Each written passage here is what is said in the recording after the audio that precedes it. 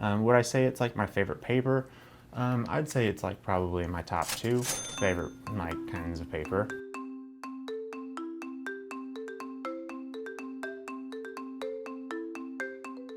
One thing I've learned over the course of my card collecting year is I am a big fan of shiny decks, and that really leads me into this deck. This is the exotic deck from Organic Playing Cards.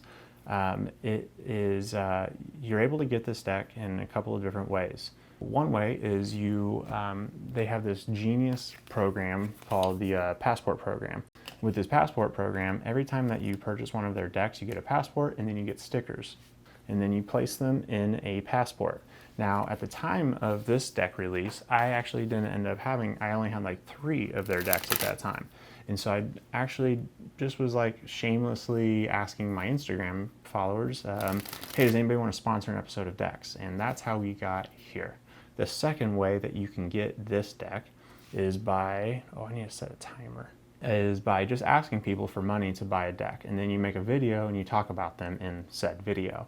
And in this case, my good friend Mark Ignacio from California, he's with Scale and Grow. He is a real estate investor, house flipper, and also the first sponsor of decks.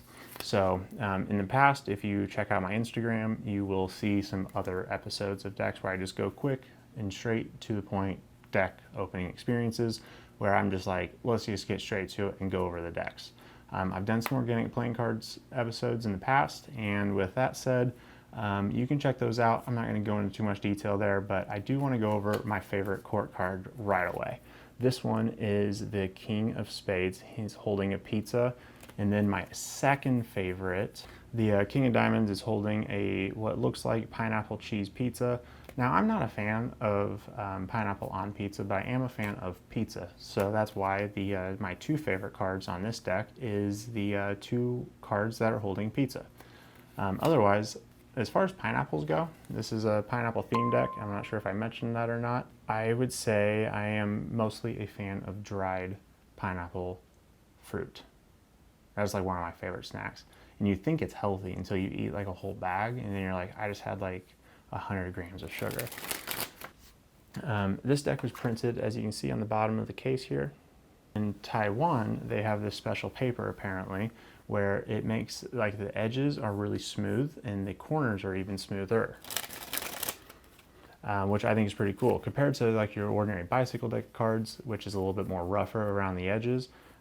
This one is very, very smooth. I think the most impressive thing is how well it actually, over the course of time, actually holds up as far as quality goes.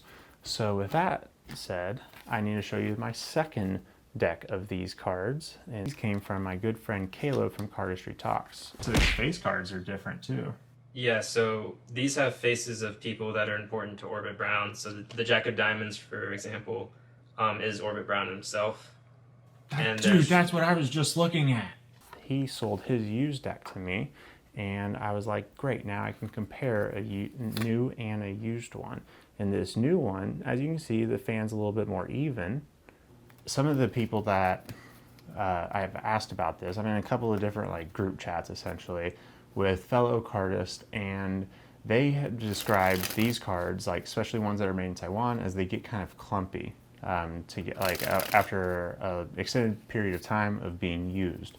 In my opinion, most decks that you just use all the time get pretty clumpy. So I kind of see what they're saying, but I also am at the same point, kind of like most used decks kind of get in worse shape over time. So, but that was like the only thing I heard about it. And so it's got like a nice amount of bend and spring and stiffness to it. Would I say it's like my favorite paper? I'd say it's like probably my top 2 favorite kinds of paper. The sides feel smoother, the corners are a little bit more rounded, and you can kind of see here, it's got this like kind of cool fan pattern, which I have discovered over the course of a year of being really into cards, like really into them. I'm a big fan of fans. Like I think fan displays and like when there's patterns on it, that's one of my favorite things to just stare at and do.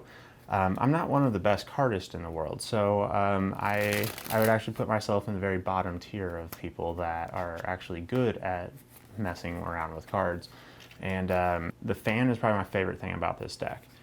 It's got a pineapple theme, so I don't know if you're able to tell or not, but this is supposed to be a pineapple, and I kind of see it, It is a little bit different than most organic playing cards decks. A lot of their theme, and these are just a couple of them that I have. Here's one. Actually, I'll just cut to some old footage of old deck openings I have.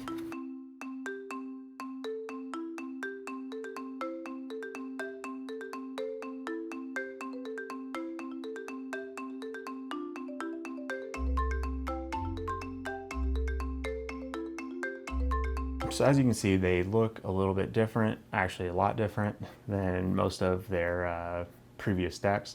But one thing that they stayed consistent with is their customization of the face cards.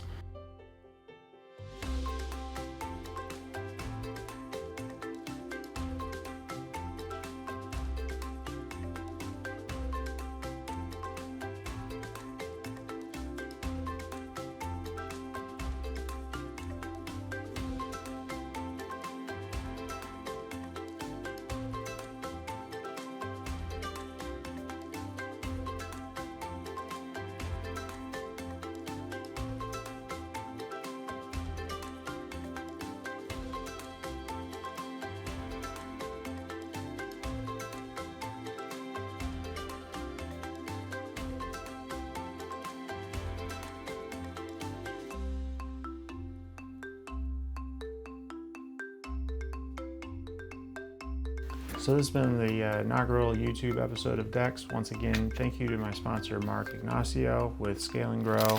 I appreciate you purchasing this deck for me and just Venmoing me that money without me expecting it so quickly. Also, big shout out to CardistryTalk and hosted by Caleb. Caleb, if you can check out, I'll put a link in the description below to the episode where I jumped on and we actually opened a deck of cards together. It was the Orbit V8s, the Parallel Edition. Big shout out to Caleb for selling me his used deck at a very, very, very good price. If you are interested in any kind of dirt track racing, that's what this YouTube channel is going to primarily be used for this upcoming race season. It's actually getting ready to kick off. And for my already subscribed viewers, shout out to you for checking out the first episode of Decks. I know you're probably used to seeing racing content on my channel, and I appreciate you checking out this other hobby of mine. I think this deck's full. You see, I've made this video previously, and then I realized one time I made this video, I felt like my fingernails were too long. And I was like, I'm not putting that video out there. They were kind of like, I don't know, they were long enough for me to be distracted while editing it. And so I was like, yeah, we're not going to put that out there.